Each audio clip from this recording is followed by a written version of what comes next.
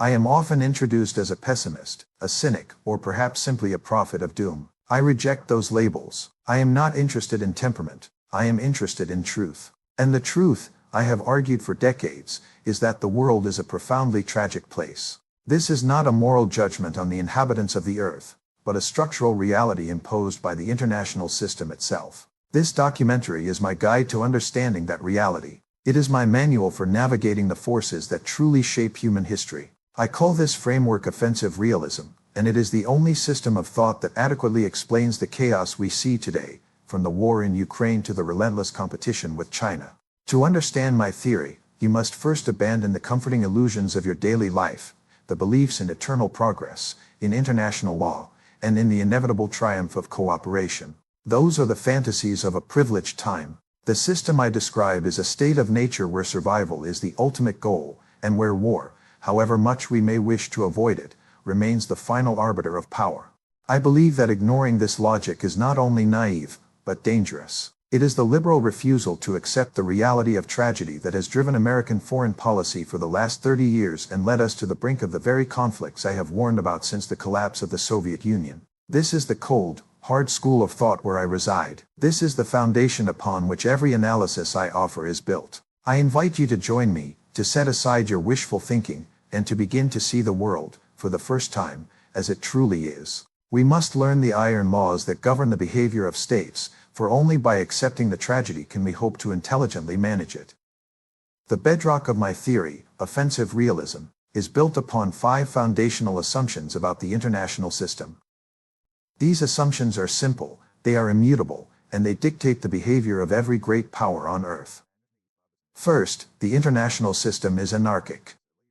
This does not mean it is chaotic. It means there is no central authority, no global 911 number, and no supreme political body capable of enforcing rules or protecting states from one another. States exist in a perpetual self-help system. Second, great powers inherently possess some offensive military capability. All states possess the ability to harm their neighbors. No matter how benign a state appears, it has the means to initiate war. Third, states can never be certain of another state's intentions. A state can claim to be peaceful, but its intentions can change overnight with a change in leadership or shifting circumstances.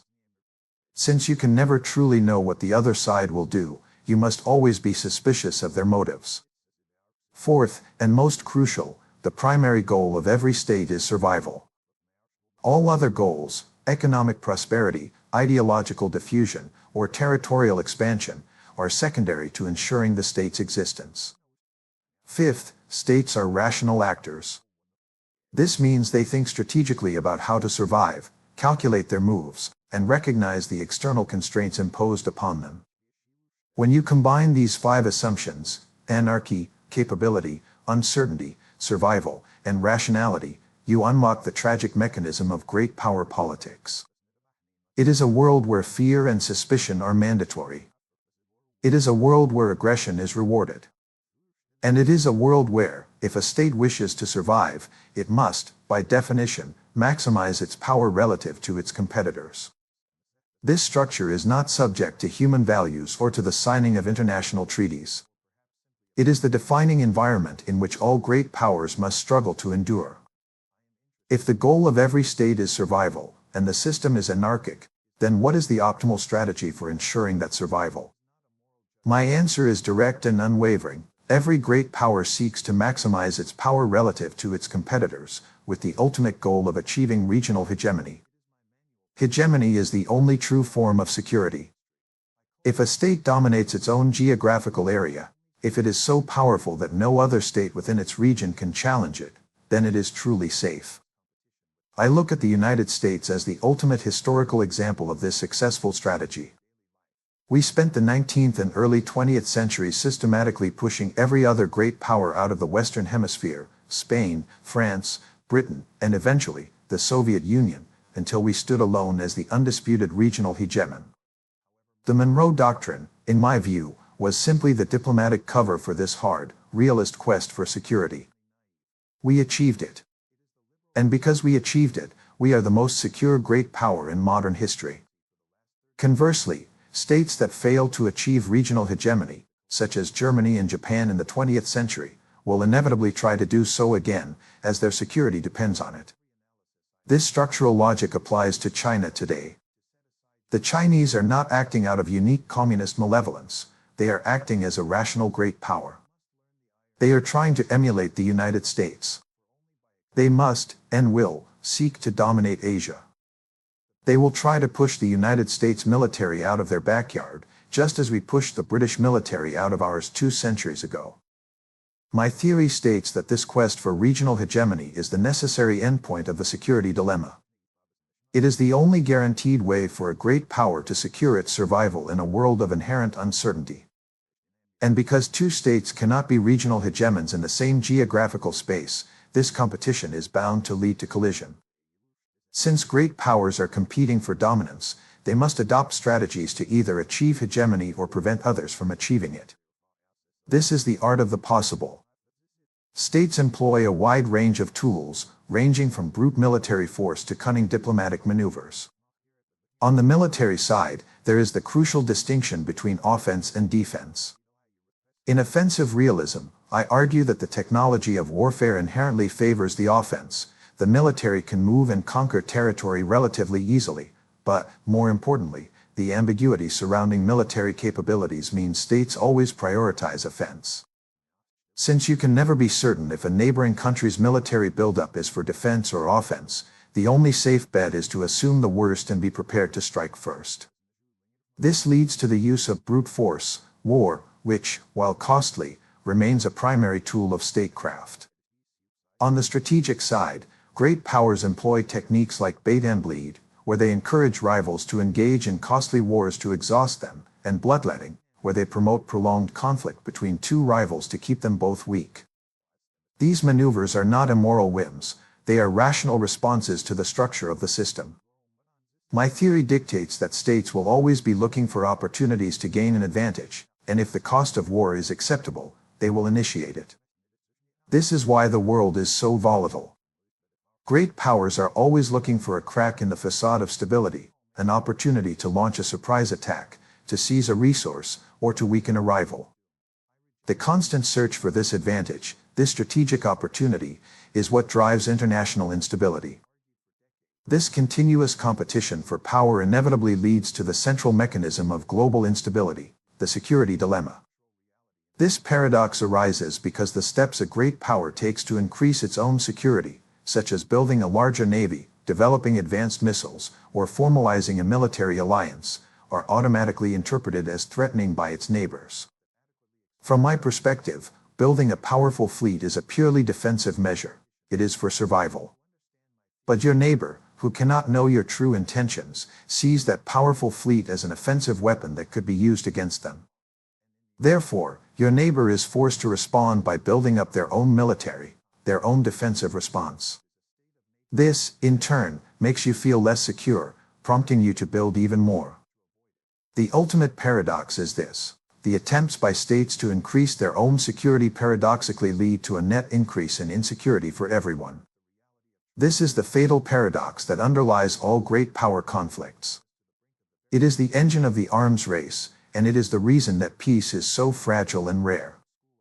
The security dilemma is precisely what drove the Cold War between the United States and the Soviet Union. Both sides were primarily focused on their own survival, but their defensive actions, building missiles, creating alliances, were perfectly rational yet profoundly escalatory. The same dynamic is now playing out between the United States and China over the South China Sea and Taiwan. Both sides claim their actions are defensive, but neither side can trust the other. The resulting arms race is the tragic, logical outcome of states trapped in a self-help system, where structural reality forces them toward confrontation. The iron law of tragedy is why I named my book The Tragedy of Great Power Politics.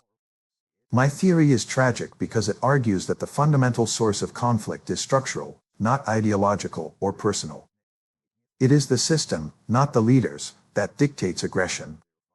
In my world, conflict is not caused by Hitler or the Kaiser. It is caused by anarchy and the relentless pursuit of security. Even if two states were led by individuals with the purest, most peaceful intentions, two leaders who believe deeply in cooperation, international law, and dialogue, they would still be forced into a security competition, and potentially war, if they possessed the capability to harm one another. The simple fact that I could harm you, combined with the fact that I cannot know for sure that you won't harm me, is enough to start the engine of the security dilemma. This is the ultimate, inescapable iron law of tragedy: good intentions are irrelevant. The structure of the international system forces great powers to compete, to lie, and to fear each other. The quest for survival ultimately makes us all potential antagonists. There is no moral escape hatch from this structural reality. The quest for security is a zero-sum game, and the only way to ensure the survival of your own state is to make your neighbor feel insecure. This is why international relations is a relentless, unceasing struggle. We are all trapped on a security treadmill, running faster and faster simply to stay in the same dangerous place. The only way off the treadmill is to achieve a state of hegemony, which requires immense aggression. This is the tragedy. In the complex, ever-shifting landscape of great power competition, states employ numerous strategies short of all-out war. These are the games we play, the constant calculations required of a rational state seeking survival. The most fundamental is balancing. When a state sees a rival growing too powerful, a potential hegemon, it forms a coalition with others to check that power. This is a classic realist response. We saw it when the European powers repeatedly balanced against Napoleon, and we saw it during the Cold War when the United States led the balancing coalition against the Soviet Union. Balancing is proactive, it is expensive, and it is direct. The second strategy, often used by states that are lazy or geographically secure, is buck passing. This is when a state tries to get another state to do the costly work of balancing a rival. A state attempts to sit on the sidelines, conserve its own power, and hope that its neighbors will bleed themselves dry fighting the rising power. The tragedy of the 1930s is the classic example of this destructive game. The United States, France, and Britain all tried to pass the buck, hoping someone else would confront Hitler. This failed, allowing Nazi Germany to gain unstoppable strength. In the current environment, the US is attempting to execute offshore balancing while simultaneously trying to get Europe and Japan to buck pass by increasing their defense spending against Russia and China. This inherent complexity increases the danger of miscalculation. In a multipolar world, alliances are fluid. Who is my friend today? Who is my enemy tomorrow? States are constantly making assumptions about which rival is the biggest threat and who their allies will side with. This complexity, this ambiguity, is why multipolar systems are the most dangerous. The sheer number of variables and the shifting alliances increase the probability that a great power will misread the intentions or capabilities of a rival, leading to a catastrophic and unintended war. The management of these games, balancing, buck passing, bait and bleed, and appeasement, is the day-to-day work of surviving in a world governed by fear. Since the end of the Cold War, I have provided a concrete strategic alternative to the failed crusade of liberal hegemony. That strategy is offshore balancing. This is the only way for the United States to survive the coming multipolar era without exhausting itself. The premise is simple: the US is the ultimate regional hegemon in its own backyard. We are secure. Therefore, our only vital interest is preventing the rise of other regional hegemons in Europe or Asia. We must stop China from dominating Asia and prevent Russia from dominating Europe. But we do not do this by costly intervention and occupation. We do it by restraint.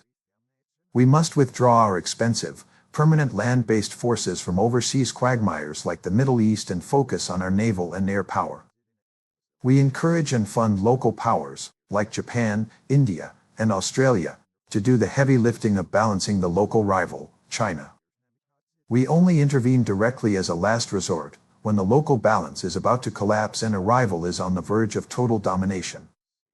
This strategy replaces costly occupation with efficient deterrence. It sheds the burden of being the world's policeman and focuses our finite resources purely on the great power competition.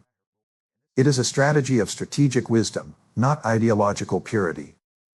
It gets us out of the business of nation building and into the business of great power politics, which is the only business we need to be in. Offshore balancing is a deeply internationalist strategy, but it is one that adheres strictly to the cold logic of realism, ensuring that American blood and treasure are only expended for genuinely vital, existential interests. This brings me to my final warning. The world that my liberal critics promised, a world without great power competition, is a world that will never materialize. The world is, and will always be, defined by the tragedy of great power politics. The competition between the United States and China is not a misunderstanding. It is not a policy choice that can be fixed with more dialogue or trade deals. It is the logical, structural, and unavoidable future of our era. The security dilemma has locked us into a confrontation that will define the 21st century. The choice before us is not whether we compete, but how we compete. We can continue down the path of liberal hegemony, which guarantees imperial overstretch, unnecessary wars, and the ultimate exhaustion of our power. Or, we can adopt the cold, hard wisdom of realism. We can embrace restraint. We can practice offshore balancing. We can focus on what truly matters, securing our own hemisphere and preventing any rival from achieving the power to challenge us. My work offers no happy endings. But it does offer clarity. It offers the sobriety required to navigate a tragic world. And only by accepting the tragedy can we hope to mitigate its worst effects. The ultimate tragedy would be for the United States to ignore the iron laws of the international system and, in doing so, destroy itself.